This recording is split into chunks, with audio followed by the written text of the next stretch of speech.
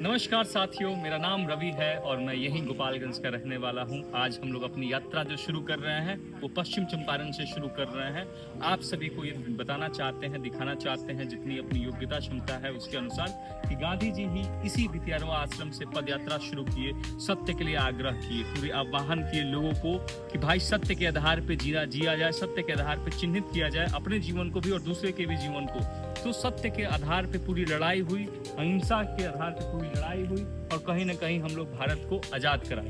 तो इस आजादी के बाद से आज वो फिर दौर आ गया है, कहीं ना कहीं हम लोग गुलाम होते जा रहे हैं। गुलाम अपनी मानसिकता के आधार पे, गुलाम अपने विचार के आधार पे। तो ये फिर से एक आह्वान है कि हम लोग किसी न किसी रूप में स्वतंत्र होकर जीना सीखे। स्वतंत्र होने का गांधी जी ने 3 मूल मंत्र दिया। वो 3 मूल मंत्र आपसे हम आग्रह करेंगे कि दिखाएंगे। जैसा कि आज हम लोग कहते हैं कि गांधी जी के 3 बंदर, वो गांधी जी के 3 बंदर वही है स्वतंत्रता के मूल मंत्र कि 3 मंत्र ये है। आप देखिए, दिखाएंगे। बुल जी आपसे आग्रह है कि दिखाएंगे गांधी जी के जो 3 मूल मंत्र रहे कि उन्होंने क्या कहा। पहला मंत्र उनका रहा कि बुरा मत कहो, ये बुरा मत कहो, बुरा मत देखो और बुरा मत सुनो। जैसा आप देखते हैं, जैसा आप सुनते हैं, वैसा ही आपका विचार डेवलप होता है और वैसा ही आप लोगों को कहेंगे। वो जैसा सुनेगा वैसा ही विचार उसका डेवलप होगा, समाज का वैसा ही विचार डेवलप होते जाएगा। तो ये 3 मूल मंत्र जिसके अंदर स्थापित हो जाएगा, उसी से समाज के विकास के क्रम में हम लोग कुछ सहभागिता दे पाएंगे।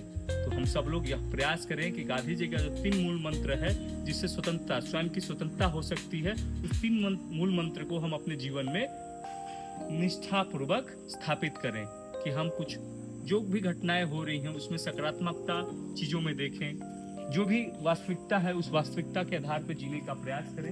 ये वो जगह है जहाँ से गांधी जी ने पदयात्रा शुरू की थी, सत्य के लिए आग्रह किया था। गांधी स्मारक संग्रहालय भितियारवा, जिला पश्चिम चंपारण। संक्षिप्त इतिहास ये है कि जिला मुख्यालय इससे संग्रहालय से लगभग 54 किलोमीटर की दूरी पे है। यहाँ से उत्तर रामपुरवा अशोक स्तंभ 3 किलोमीटर, दक्षिण नंदनगर लौरिया 30 किलोमीटर है, पश्चिमी वाल्मीकि नगर यहाँ से लगभग 50 किलोमीटर की दूरी पर अवस्थित है। सर्वप्रथम पंडित राजकुमार शुक्ल के आग्रह पर दिनांक 27 अप्रैल को 1917 के राष्ट्रपिता महात्मा गांधी जी देवनंदन सिंह बिखली जी के साथ श्री रामपुर भितियारवा पहुंचे। स्थानीय मठ के बाबा सत्यनारायण दास के द्वारा राष्ट्रपिता महात्मा गांधी जी को जमीन उपलब्ध कराई गई। दिनांक 16 नवंबर 1917 को पाठशाला एवं कुटी की प्रबंधन किया गया। अगर समाज को सही दिशा देना हो तो ये शिक्षा ही वो कड़ी है, शिक्षा ही वो हथियार है जिसे एक समाज का स्वरूप दिया जा सकता है। तो गांधी जी ने भी एक पाठशाला की स्थापना की, जो शायद बगल में एक पाठशाला है जिसको किस नाम से जाना जाता है, किस नाम से जाना जाता है भैया? भितियारवा जो नहीं, जो पाठशाला है, हाँ, माँ कस्तूरबा कन्या एक माध्यमिक विद्यालय के नाम से उसको जाना जाता है। और आज यहाँ के स्थानीय लोग भी माँ कस्तूरबा गांधी विद्यालय में कहीं न कहीं अपनी उस सहभागिता, शिक्षा की सहभागिता को सुनिश्चित करते हैं। आज से आग्रह करेंगे, आगे बढ़ेंगे और पूज्य बापू जी का जो मुख्य स्मारक है उसको दिखाएंगे। आइए।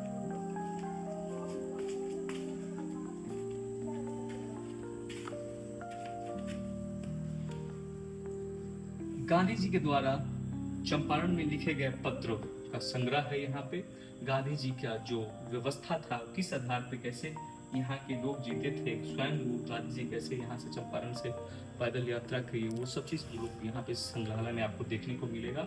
यहाँ पे बहुत सारे दृश्य हैं जो आपको देखने को मिलेगा। नील कोठी की भग्नावशेष, वित्तीय राज का मुख्यालय, ये सब चीज यहाँ पे आपको देखने को मिलेगा।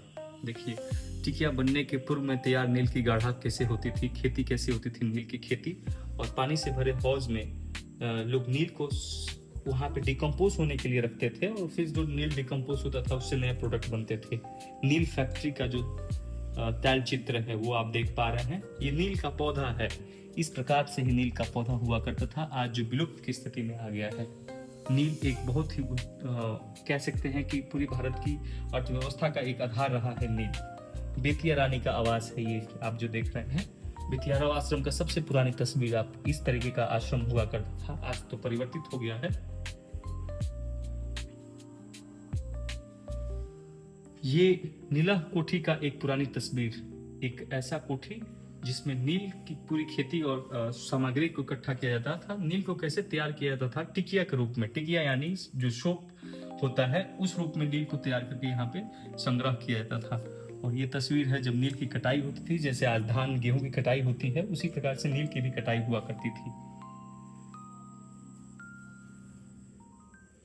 ये दालसरैया नील फैक्ट्री की आप तस्वीर देख रहे हैं।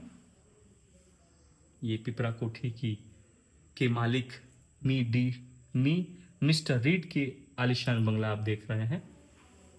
बेतिया राज्य का मुख्यालय ये हुआ करता था। नील फैक्ट्री का चित्र आप देख रहे हैं। नील की खेती पुराने चित्र के रूप में आप देख रहे हैं। मशीन द्वारा नील की मथाई की जाती थी, वो देख रहे हैं। और यह जो आप देखेंगे, ये जो आप देख रहे हैं, ये सब यहाँ की संत राज का घर, हरदिया कोठी का घर, ये सब आप देख रहे हैं। और ये उसी समय का है, लेकिन इसको कहीं ना कहीं रिपेयर करके एक व्यवस्थित तरीका से इसको दिया गया है। और यह वो जात है, यह कह सकते हैं कि अवंतिका बाई गोखले जी इस जात का प्रयोग करके अपने लिए जो भोजन की व्यवस्था है उसको करवाते थे। और आश्रम में जितने भी लोग उस समय रहते थे, इसी जात से भोजन की उपलब्धता होती थी। आटा की पिसाई, गेहूं की पिसाई होती थी, आटा में परिवर्तित होती थी। और आगे हम बात करेंगे कि जो टेबल चेयर, जिस चेयर पे बैठे पूज्य बापू जी के व्यवहार का जो टेबल रहा है, वो पाठशाला की घंटी आप देख रहे होंगे। ये वो अब उस समय की ही घंटी है। गांधी जी की जब पाठशाला कार्यक्रम शुरू हुआ, शिक्षा की व्यवस्था के लिए जब सबसे आग्रह किया गया, शिक्षा की व्यवस्था को स्थापित किया गया, तो इसी घंटी का प्रयोग करके बच्चों को इकट्ठा किया जाता था। पूज्य बापू जी के व्यवहार टेबल है। ये टेबल आप देख रहे हैं, उस समय का ही टेबल है। अभी तक ये इसको संरक्षित किया गया है और आप देख पाएंगे कि ये टेबल उस समय का ही है।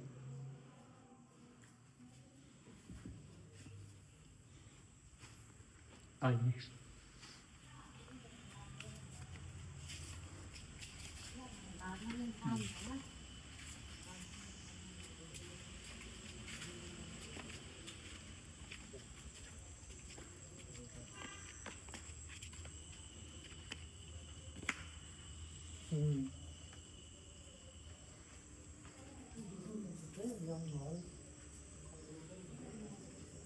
मोहनदास करमचंद गांधी जब युवा के रूप में, उनका एक चलचित्र चित्र स्टैचू 3D मॉडल के रूप में आप देख पा रहे हैं।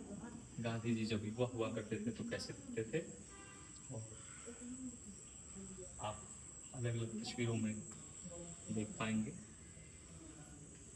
और संग्रहालय है जहाँ पे कंज्यूम किया गया है, सुरक्षित किया गया है एक एक फाइल को। आपसे आग्रह है कि आप आएं।